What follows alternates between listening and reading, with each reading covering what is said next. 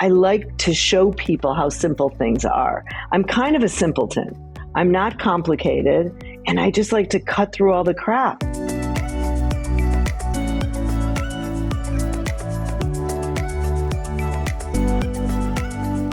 How do some leaders seem to tackle big challenges and make it look effortless? Well, the secret is in today's episode. Welcome to How Leaders Lead. I'm David Novak, and every week I have conversations with the very best leaders in the world to help you become the best leader you can be. My guest today is world-renowned entrepreneur and cosmetics titan Bobbi Brown. Her latest venture, Jones Road Beauty, is growing like crazy and is closing in on a $1 billion valuation, and that's in about 5 years. People love how she takes the complicated world of beauty and cosmetics and then makes it simple. And that simplicity shines through in how she leads too. I'm telling you, her ability to drill down and get to the heart of an issue is absolutely remarkable. And it's a skill every leader needs to develop. Leaders waste all kinds of time because they overcomplicate things. But when you learn to simplify, you can save yourself time and energy, and ultimately find better solutions. So see how it's done in this conversation with my good friend and soon to be yours, Bobbi Brown.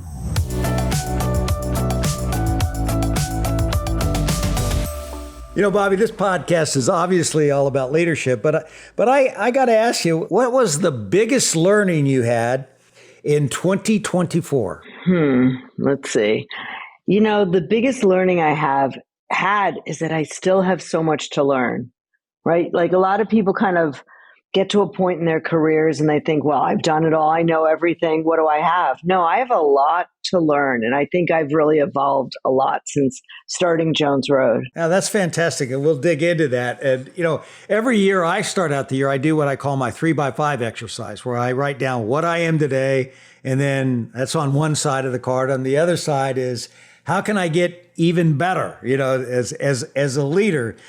What do you think you need to do to get even better as a leader as you think about 2025? Honestly, for me, it's calm down. You know, I care about every little detail, and sometimes I get frustrated by people that aren't doing exactly what I have in my head. And I have to kind of calm myself down and realize that my job is to tell them what I want and teach them how to do it, especially when you have a young team, as I do. And as I understand it, when you think about Jones Road Beauty, you know, there was literally a countdown for you being able to start that business. Talk more about that. When my husband and I sold Bobbi Brown Cosmetics to Estee Lauder, there was one thing left to decide, and that was, would I sign a 25-year non-compete? And when you're 34 years old, the thought of working in 25 years was daunting. I said, I'm never going to want to work when I'm 60. And I left Bobbi Brown Cosmetics when I was 59.8. And I had 4.5 years left on a non-compete that I had to wait until I went back into the beauty industry, my industry that I love. So I launched the day my non-compete was up. That very day. That very day. Actually, the non-compete was up on a Saturday. I did let them talk me into waiting till Monday morning because no one thought Saturday or Sunday was a good day to launch. And by the way, it was a week before the presidential election, in the middle of the pandemic, in the middle of all this social unrest, and nothing was going to stop me. I just wanted to get it done. Where did you get that relentless drive to make things happen? I don't know. I really don't know whether it's from my Papa Sam that I watched him, you know, with his car dealership, or just realizing I'm not very patient, David. That's one thing that I need to work on also is patience, which I keep trying. I must be better than I used to be, but it made it like when I have something in my head, it made total sense to me. I have my freedom. What was I going to wait until January? You know, people said, just wait till next year. Well, January, we had this thing, you know, known as January 6th. So that wouldn't have been a good time either. So you know what? The best time is do it now. Well, here you are now. You've got another hit on your hands. And tell me about the Jones Road brand itself and your core focus. What is the real reason for being for this brand? Well, I really thought it was going to be this small indie brand that, some people would like, because there's a lot of women that just struggle with makeup and they just want to look better, but they still want to look like themselves.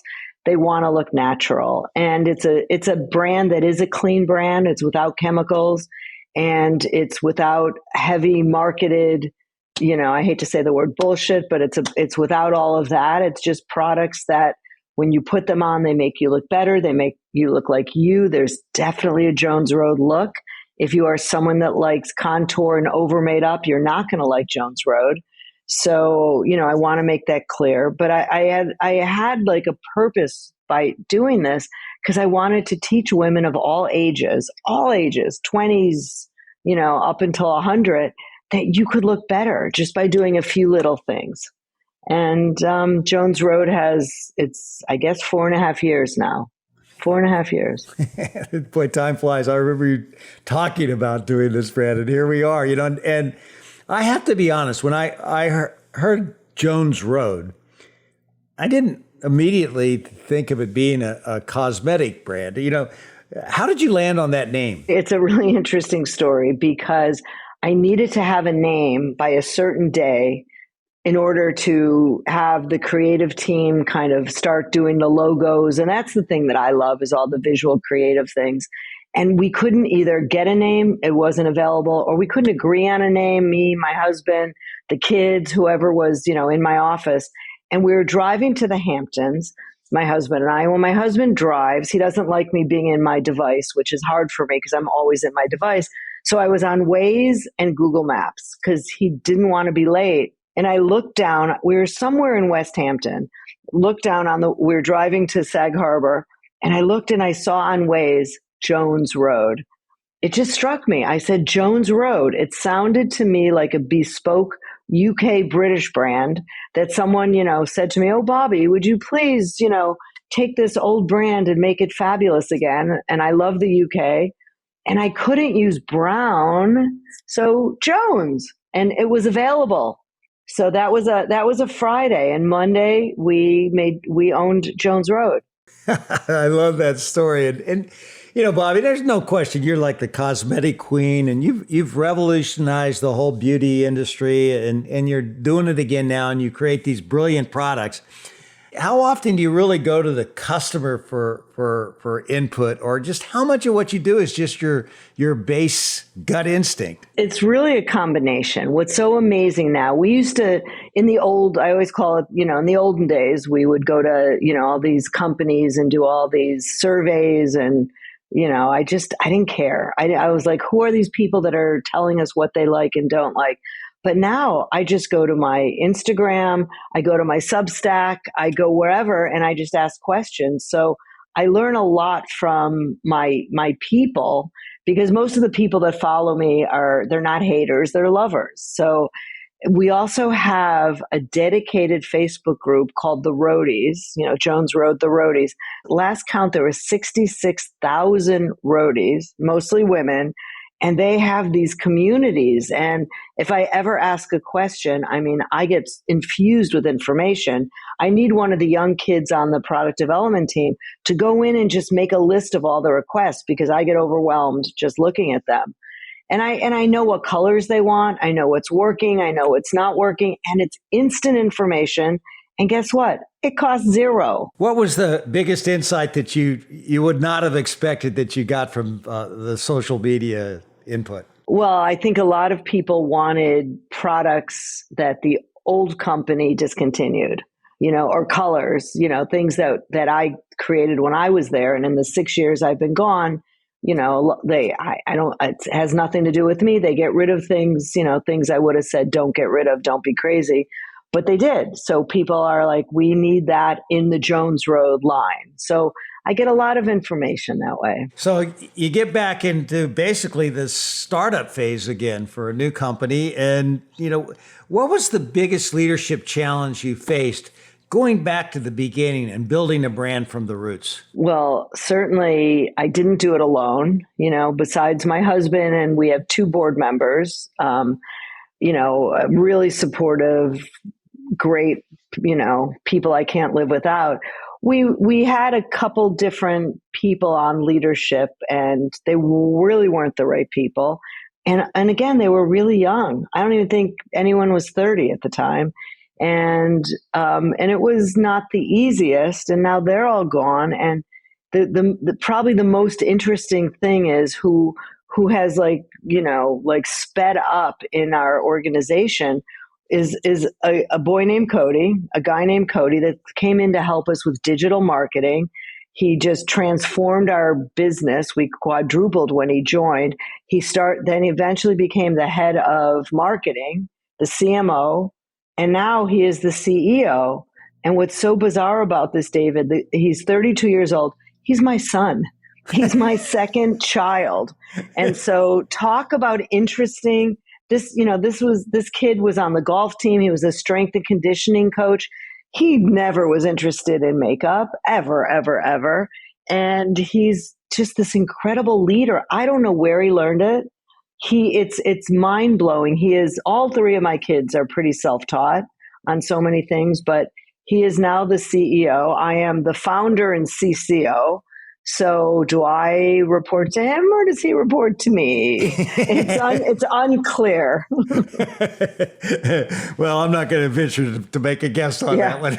Yeah. So, not many people get asked this question, but with Bobbi Brown Cosmetics, you built an over $1 billion brand. And now you've got Jones Road, which already has $1 billion valuation, as I understand it.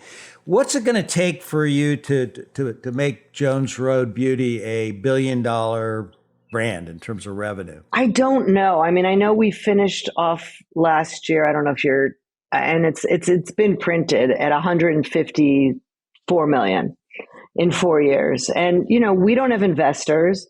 We have like a crazy, ridiculous EBITDA, which I still don't even really understand what an EBITDA is, but I hear it's crazy and ridiculous. And we don't, we're pretty scrappy still. We do things, we don't like to waste time or money. So we just have to keep doing what we're doing and just make sure that we're not, don't become cocky and bloated, because, it's been like 4 pretty quick, fast growing years. It's not going to last forever. We doubled, it's not going to keep happening. Like, I know that. So this year, which will be our 5th year, is going to be more of a challenge. I know it, even though we have like phenomenal products. I don't know how big you go. By the way, we're direct to consumer, except right now we have 8 freestanding stores. We're in 1 department store. So we don't have a plan to go into retail. Yeah. How do you balance dreaming and doing? Because you're a dreamer. I mean, right now you're kind of laying back a little bit, saying, "Oh, it's not going to last forever." But you have big dreams, and you also are into the details. How do you think about dreaming and doing? Yeah, I don't have big dreams for this brand. I'm not like, "Oh, I hope I sell it. I hope I sell it." I sold the first brand, and it was great for a while until it wasn't, and then it was god awful. And I don't want to do that again. Like, I don't want to go, if someone comes to me and says, would love to buy you, and you could just go on a vacation. I'd be like, no, I love doing what I'm doing. So I can't imagine me not doing this. By the way, I'm 67 years old, and to me, that's young. I don't look at myself as old. I'm young. I don't know what I want to do when I'm 80. I know I want to be able to, do yoga and, pick things up off the ground. But I don't know what I want, what kind of work I'll be doing. I definitely won't be playing cards.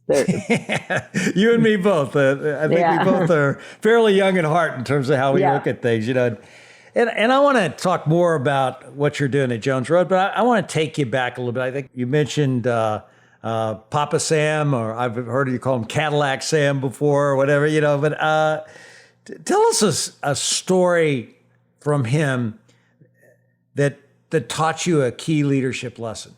I don't know if it's urban myth or my aunt told me or this actually happened, but it's one of my favorite stories that Papa Sam was once in his car dealership and some guy came in with this big overcoat. The guy looked like he had been sleeping on the street. He had 2 garbage bags with him, like literally garbage bags. And none of the men, Papa was the boss. None of the men would leave their offices. And Papa went up to the guy and he called everyone Doc. First of all, Papa was 5'2". He was this little teeny guy, or I don't even know if he was 5'4". And he's like, "Hey, Doc, can I help you?" And the guy said, "Yeah, I want to buy a car." Papa said, "All right, let me show you around." The guy bought 2 cars that day. The bags were full of cash. And so what does that teach me? It teaches me that you just don't know who you're dealing with by what people look like. I don't know where the guy got his money. I don't know where he lived, but he bought 2 cars. So you learned a lot from Papa Sam, and now you have your own kids. What do you think's the biggest thing that your kids have picked up watching you? I mean, I think that anything is possible and that there's no limits. I was definitely not the kid in high school that people said, "She's going places." Absolutely not. My parents even, said, "We're not going to punish her or push her when she doesn't get good grades because she probably will never really be anything. Maybe she'll be a teacher," which to me that would have been a wonderful thing. And I am a teacher, I guess, but I never really thought that I had the ability to do what I'm doing, which is probably why I'm so relentless now. I mean, I have a lot to prove, not to anyone, but to myself. So you say you're a teacher. You've mentioned that a couple of times. What is it that has really drawn you to seeing yourself as a teacher? Because I have this naive ability. I'm very naive. I'm not afraid that something's not going to work out because I don't believe there's such a thing.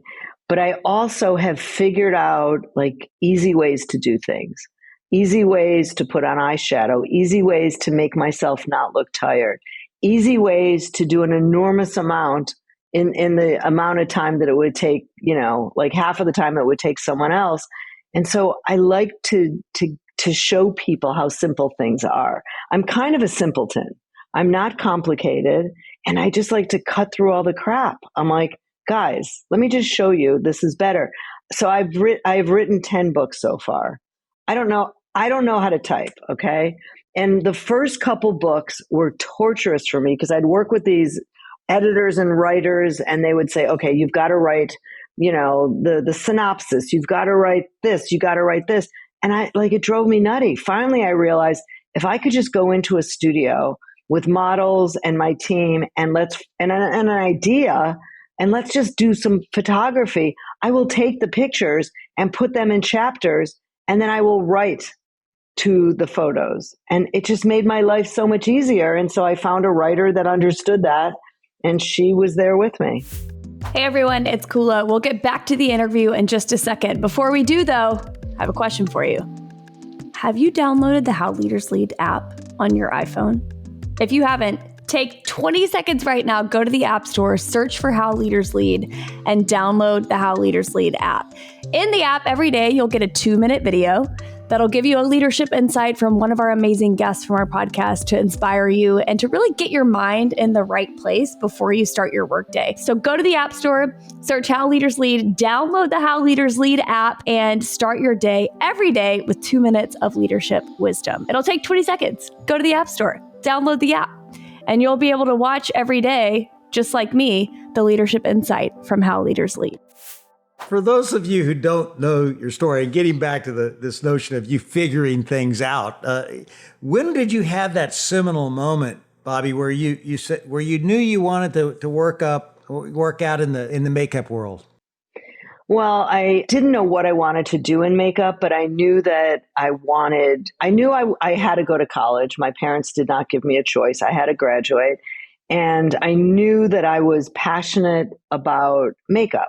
I didn't like wearing a lot of it. I just loved playing with it. And it just, it made me look pretty and feel pretty. And my mother and my father helped me find a college that allowed me to study makeup, which was Emerson College in Boston. They didn't have a makeup degree. They let me create one and make my own up. Now it's probably called an entrepreneurship, but back then it was called an interdisciplinary major. I still don't know what interdisciplinary means. And so I just kind of realized that I could figure things out because I'm not your traditional learner. I'm not your traditional anything. I can't really cook. I can't follow a recipe, but I could give a really good dinner party and I could make everything look beautiful and kind of hack things to make them mine. And so that's what I do. Yeah, oh, that's great. And we have so many leaders listening to this podcast that are trying to build their businesses, and just for illustrative purposes, when you think back at what it took for you to build Bobbi Brown Cosmetics, how would you describe the top 2 or 3 strategic decisions you made that really, in your mind, put that brand on the map? What did you do? Well, certainly it's the team. And by the way, having the team, having people that you can say anything to. You could say, I hate that. You could say, I'm frustrated. You could say, oh my God, if we only could do this, it'd be so cool, and for them to understand. So having your team is number one. And by the way, having the team be able to come into me with a closed door and say, my husband and I are splitting up. I'm not myself. Please forgive me. My kids are this. To me, that's really important. And that just does not have a place in corporate America, but I always made sure it happened. So that was something that I think really helped, things happen. And also there's so many different pieces of building this, $1 billion business over 22 years I stayed. And there's shifts and there's changes, and some things work and some things don't work. And you have to know when they're not working and just kind of push yourself back and think, and then have people, your posse around you to say, all right, what could we do? What should we do now? And that was important. Yeah, those are great insights. And you did step away in 2016 from Bobbi Brown Cosmetics, and you mentioned the frustration you had in terms of just, working there. What advice can you give to people who get in this environment where, you're just frustrated that things aren't going the way you think they should go? I mean, it's easy when you're at the top to say, oh, okay, I'm getting out of here. Okay, but when you're moving up and you see how things are, what coaching could you give someone? What teaching could you provide us? Well, you have to, you never know when it's time to get out. You just don't. There's no magic anything. I stayed probably a couple years longer than I should have. And it really took my 80-something-year-old aunt, who's just turned 94, to say, Bobbi, I've been hearing you complain for the last couple of years. You're not going to fix this. You're not going to fix this. And finally I said, Aunt Alice, you're right. I'm not going to fix it. And I realized that I used to go into work with like a mental roll of tape and think, okay, I could tape things up and fix them temporarily until we do this. And finally I realized, you know what? It's not going to happen. And I realized there was a lot of people that were hired without my interviewing them, and they were just not the right people. And the decisions were being made were not the right decisions. And, thank goodness that I went through the misery I did. So there's a reason, everybody, for why, when you're miserable, that's when you have to just say, okay, now what? And it's always a financial thing. Like, I don't want to tell people, just leave, just quit. No, you've got to feel secure that you could still pay your rent and mortgage and know when the time is right. What's a key learning from building Bobbi Brown that you've taken as you're building this Jones Road business? I mean, it's so funny because, with all the years, difference, it's the same theories, but it's how people are absorbing information now and how we just do things differently now. And it's so much more modern, and it's so much more of the time. So, key learnings are making sure that you put only the best product out there. I mean, you just have to. And you know what? I just canceled a launch 3 days before we were going to launch because I realized, and it was not an easy decision, because I realized it was a product that needed a few more months to fix a color for certain skin tones. So I just had to call my son and say, we can't do this. And now we've had a move and shift, but it never would have happened in like a big giant company that, the retail numbers are waiting for you, and all the, department stores and magazines, but it's different now. We pulled it, and we'll bring it back when it's right. You've told me before that you love doing things that you don't know how to do. I mean, that's a unique characteristic. What's the last new thing you got yourself into, and what's the biggest thing it taught you? Well, the last project I did, my husband and I have a hotel in Montclair called the George, and I met this really nice woman that was having breakfast. I asked her what she did, and she told me she was the CMO of Williams-Sonoma. So first they asked me to join on the board, which I said, there's no way I'm going to sit there and, on a board 4 times a year. And no, not going to happen. And then she asked if I wanted to do a collaboration of, to create these products for Williams-Sonoma Home. And so I did it. And, we designed these products. It was so interesting, so fun. I don't know anything except I made things I really like. And now I'm waiting to see how well they did, hopefully, so we could do more products. And speaking of new things, I understand you're a really big deal on TikTok. Talk a bit more about how you've been using social media to grow the brand. You've talked a little bit about it. Say more. Well, when we launched, it was really Instagram. I opened up a well-curated Instagram the morning that we launched. I used my personal one to drive people to the Jones Road one. And, there wasn't TikTok then. And then TikTok became a thing. And, it was actually my son that said, Mom, and he literally held a phone up in my face. Go ahead, Mom. What do you want to say? And I, without thinking, I said, hey guys, it's Bobbi here. I'm new to TikTok. So please help me. Tell me what you want to see from me, what videos, what you want me to do. And I really appreciate it. And I got bombarded with people asking questions and saying, oh my God, thank God you're here. Because I had been, a little quiet for the few years earlier. And a lot of women of, 40s, 50s, and 60s were on TikTok, and they needed someone to teach them how to not look tired or how to keep their eye mate, whatever it was. And we ended up really blowing up the business, and it was great. We ran out of products. I went back on TikTok and said, see what you guys did. Now you got to wait till we make them again. And, TikTok is not as working as it did a couple years ago. We're still on it. And I've done a bunch of things that have gone viral, but now the newest thing is Substack. Do you know about Substack? I have not partaken that. Yeah, Substack, honestly, if it could be an interesting thing even to have one of your guys open you up a Substack, because it's really like newsletters, and it's information, and there's really dedicated audience on that. So more and more we're leaning into Substack and YouTube. So whatever's there, we lean into it and, until it doesn't work anymore. I think you just gave me a great idea. I think I'd go on TikTok and say, hey guys, what do you want to know about leadership? And, fire away. That's a good idea. But that's honestly how it works. And then, you might get 2 people answering you. You might get 200 people. You might get, more than that. You don't know. And, I think it's a great way to connect with people. And the people are all over the world. They're in India, they're in Thailand. It's really interesting. There's this sort of law in with brands that, almost it's the 20-80 rule. 20% of the users count for 80% of your volume. How do you think about that in your business, serving your super core heavy user base?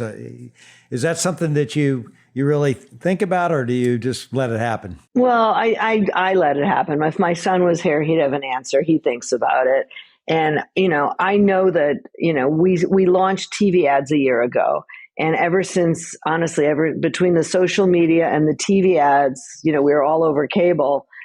I can't go anywhere without someone stopping me. So it's really done, amazing awareness. But you know what? There's still plenty of people that still think I'm with Bobbi Brown Cosmetics. Like there are people out there that have never heard of Jones Road. So to me, new customers are the biggest opportunity. We have incredible loyal customers that buy and buy and buy because they love it. They don't need any more than they have.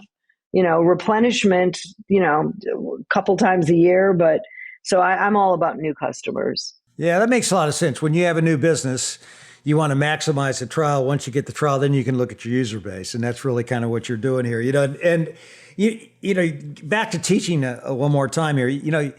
You've always been one to teach more than sell. You say you teach more than sell.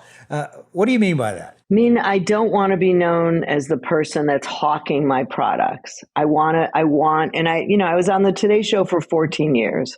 So, and I took that very serious. I was the beauty editor of the Today Show. I never mentioned my products, never mentioned my brand, but I taught women, whatever topic it was, look how easy this is. If you find a foundation that matches your skin, and this is what you look for. And, I had 2 to 4 minutes to tell them this. And then it just so happened, everybody ran to the counters. Bobbi on the Today Show talked about a yellow base foundation, and my team at the store knew what that meant. And so that was incredible. So I don't want to be the one that says, in 3 easy payments on QVC. Even when I was on QVC, which had a giant audience, I was the teacher. And that's just who I am. Something that I've come to know and appreciate about you is that one of your great gifts is to being able to look at something and see how it could be better. Tell me a story about how you're doing that right now. Well, it's actually a nice, it's a positive thing, but it's also a curse because I can't walk into any place without my mind saying, oh, I could do this better. Whether it's a hotel room or, my living room. I think if I just did this, it would be better. So I'd like to be a little more Zen, truthfully. And I did buy a magazine that teaches meditation, but I haven't read it yet. And that's the true story. But, normally I look at these things and I'm like, what if the cap would do this and then you wouldn't be looking for it when it's open? What if it was something that you just squeeze? So I'm always kind of thinking how to do it better.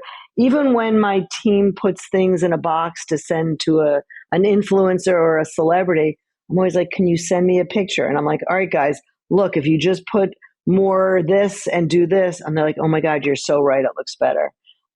I'm not a micromanager, but I guess I am. But you're extremely prolific. You talked about the number of books that you've written and you've created countless products.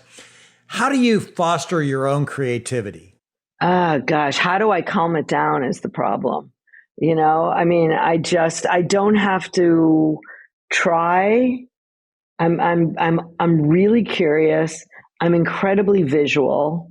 And I get a lot of inspiration on social media. I do. I literally search, I Google, I don't even Google anymore. I just search on social media because I love seeing pictures, whether it's a hotel I'm interested in visiting, whether it's a restaurant.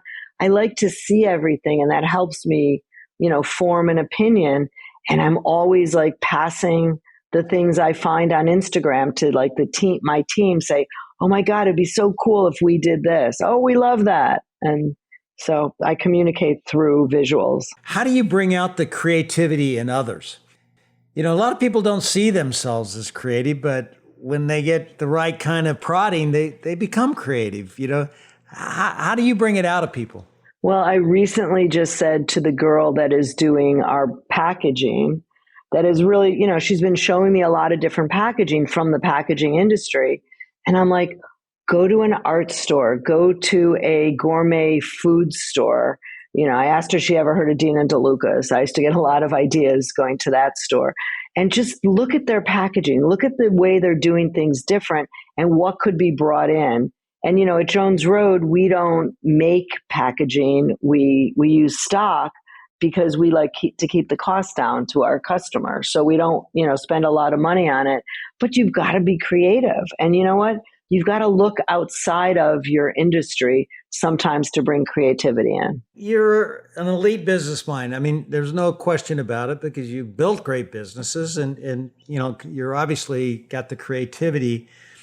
Do you push yourself to get even better on the business side, or do you delegate that? Well, it depends what it is. I mean, I'm really good with things I'm interested in, but if I'm not interested in it, I'm not so good at it. So, I would really like to find an amazing business coach for some of my top tier employees that, our creative director is literally 27 years old. I don't even know if she's that old yet, but she's phenomenal.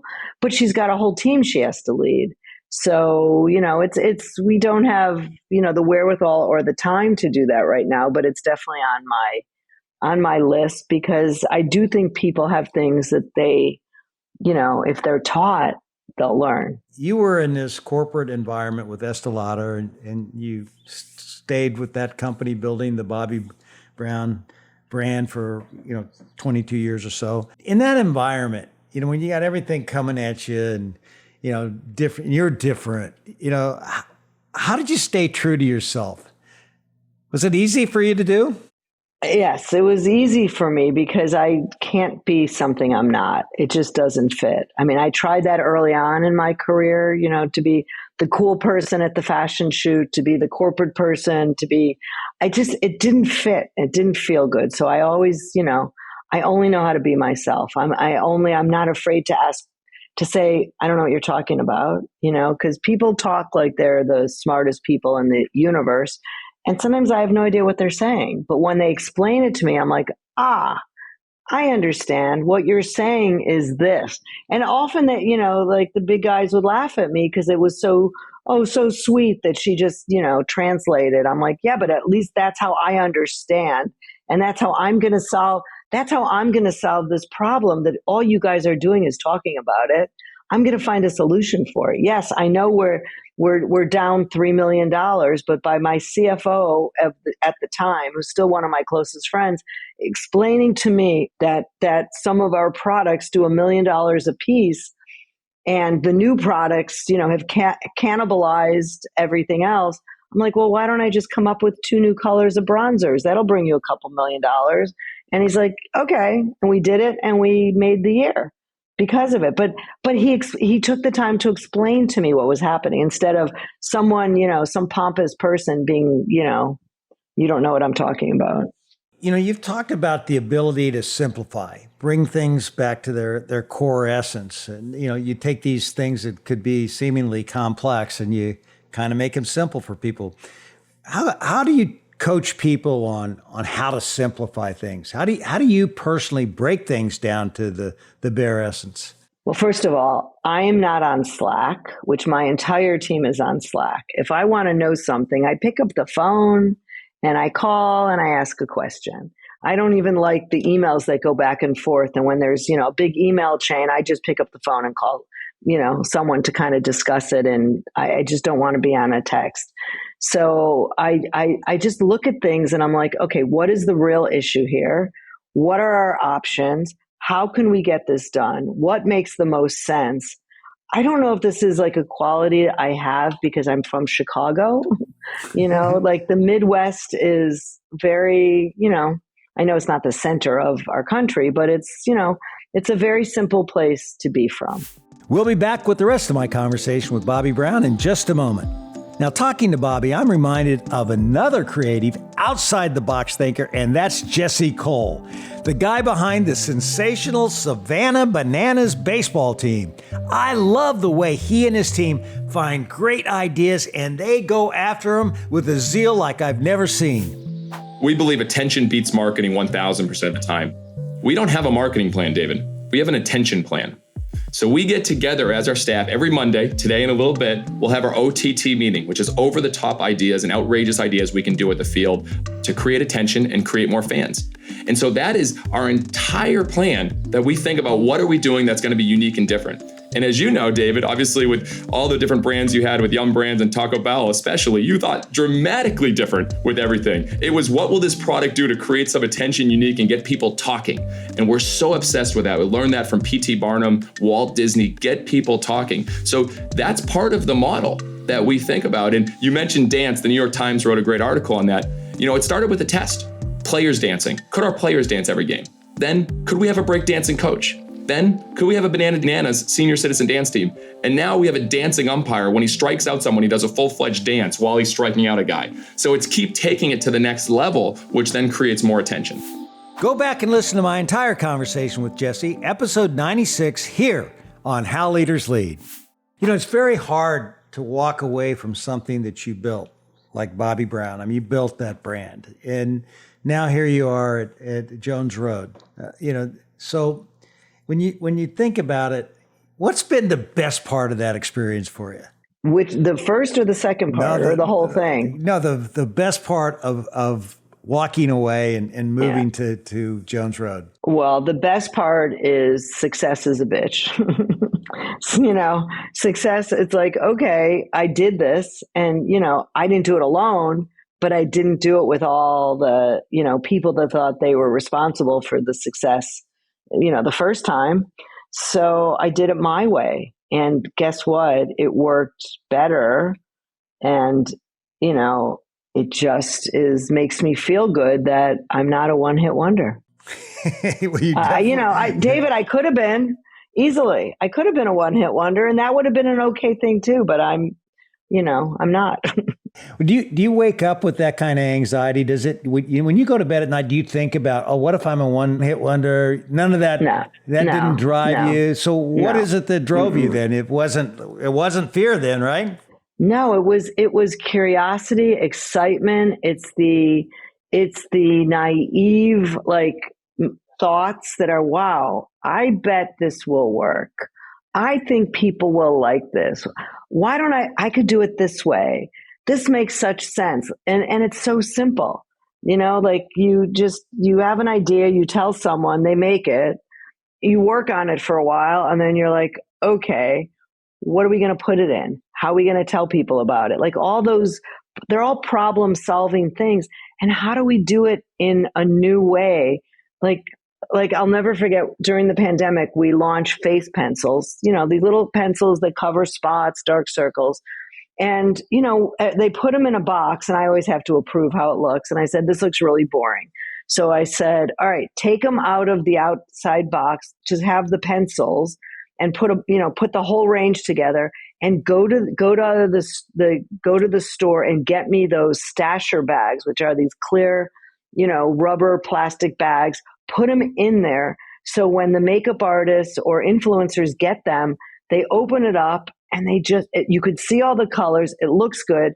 It won't break because the bags are cushiony, and they're going to put it right in their makeup bag, which they did.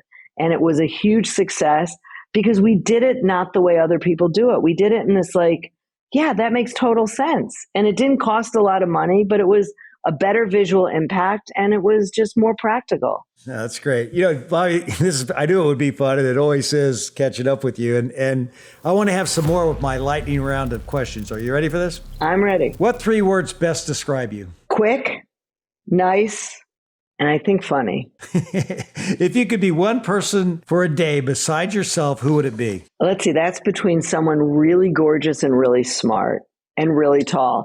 All right. I think I'll be a basketball player. I'll be an athlete. All right. What's your biggest pet peeve? When people don't tell the truth.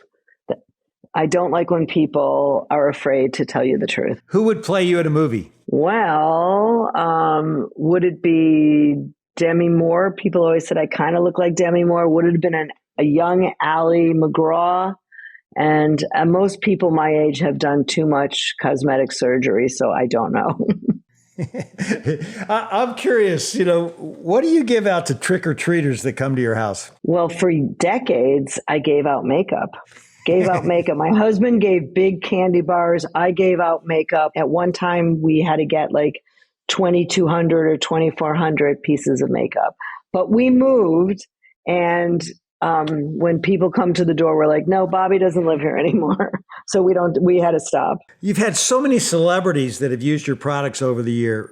Which have really wowed you? I mean, Michelle Obama, always amazing. I mean, there's been so many that have wowed me. It's amazing when you meet these people that are larger than anything, and they're just the nicest people in the world. What was one of your last, I can't believe it's happening to me moments? I and my family got invited to the Paul McCartney concert in London, and to sit in the VIP seats with Mrs. McCartney's friends and family. They were people that had, one name like Ringo and, Ron Woods. And it was really kind of, and the backstage party afterwards. That was a giant pinch me moment. Oh, yeah. What's the one thing you do just for you? Exercise. I love to push myself into exercise, or I love to decide to not exercise and just chill out in the morning. Your most prized possession? My 3 children. If I turn the radio on, my granddaughter. Oh, there you go. If I turn on the radio in your car, what would I hear? You will hear music that you won't believe would be on my Spotify. I'm a hip hop lover. I just love hip hop music. What's something about you few people would know? I don't know. With Instagram, everyone knows everything. I danced on stage with Flo Rida, and I danced on stage with Salt and Peppa. I was in a motorcade once with, Secretary of Defense, Mr. Panetta. So a lot of weird moments. What's one of your daily rituals that you never miss? Double espresso and a cap of half and half after a giant glass of water or green juice. You're so healthy. That's so great. All right. That's the end of the lightning round. Just a few more questions. I'll let you go. Yeah. We talked about all these phenomenal hits that you've had, so many successes. What was the biggest thing that didn't go right when you look back, and what'd you learn from it? Well, I'm so happy that this didn't work, because it's nice to be able to tell people that, not everything I touch works. I started a wellness brand that was selling vitamins and powders right when I left Bobbi Brown Cosmetics, and we launched it at Walmart, put a little team together, and it was really promising and exciting, and it did not work. And I walked away from it to do, when I was able to launch Jones Road. The big learning was, don't just ask your assistants and your friends to help you with the business. Hire someone that knows what they're doing.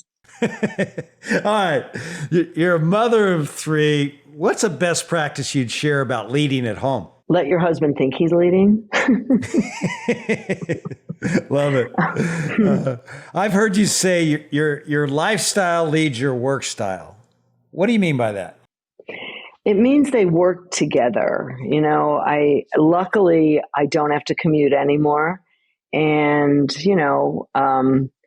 I just think it's really important to bring your best self to work. And when you are working, make sure you drink enough water so your brain's working. Make sure you take enough breaks and fuel your body with, a nice, healthy, lunch. Because if you're going to eat, 2 pieces of pizza and a Diet Coke, you're going to literally sink into the chair. So the better you take care of yourself, the more energy you'll have for your life and your work. And so here you are now, you're 67 years young.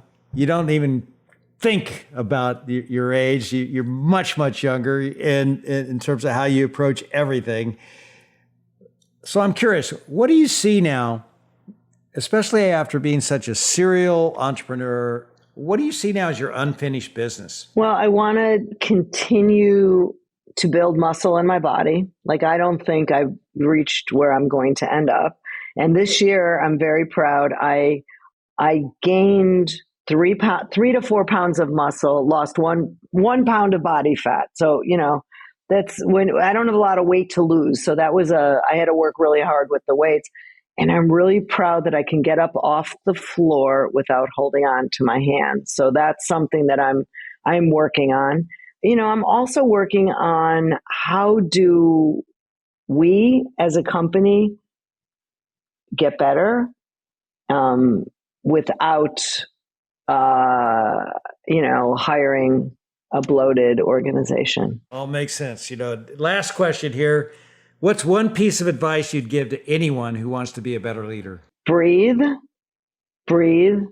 be kind, and just realize people learn from example, and how the words come out of your mouth actually matter.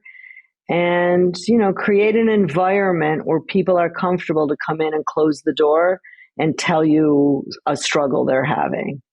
I think that's important. Well, Bobbi, I want to thank you so much for taking the time to have this conversation. And I was really looking forward to it because when you have the opportunity to talk to an iconic person, someone who has really done things in their life and really changed the way how industries tick, it's really exciting to me. And to be able to have this conversation with you and just get the straightforward skitty, I just love it. You're awesome. Oh, well, my pleasure. And I'm so happy that you're nearby so we could see each other. Dinner's on me. I'm going to pick a place and we'll get to friends together. All right, good. All right, sounds great. Nice to talk to you.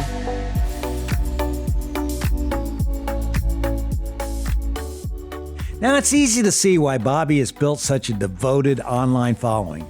She isn't afraid to be herself, and that authenticity, that genuine character that she has is incredibly irresistible.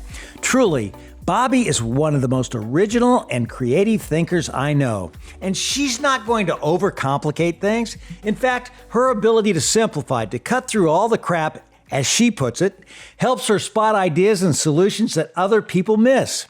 Great leaders excel at taking what's complex and then boiling it down to its bare essence and making it simple. And I hope seeing how Bobbi does it inspires you to develop that discipline for yourself. In fact, if you're in a meeting this week and you see the conversation veering towards complexity, I want you to push yourself and your team to simplify. Embrace that naive thinking that Bobbi calls it and see if there's a way to make things more straightforward. So do you want to know how leaders lead? What we learned today is that great leaders know that the best solutions are often the simplest ones. And coming up next on How Leaders Lead is the one and only Jamie Dimon, the chairman and CEO of JP Morgan Chase. A lot of businesses, you've seen this, if you have a second-rate execution, you're in trouble. If you have a first-rate execution, you can run a pretty good business, whether or not you have a perfect strategy. So be sure to come back again next week to hear our entire conversation. Thanks again for tuning in to another episode of How Leaders Lead, where every Thursday you get to listen in while I interview some of the very best leaders in the world. I make it a point to give you something simple on each and every episode that you can actually apply to your business so that you're going to become the best leader you can be.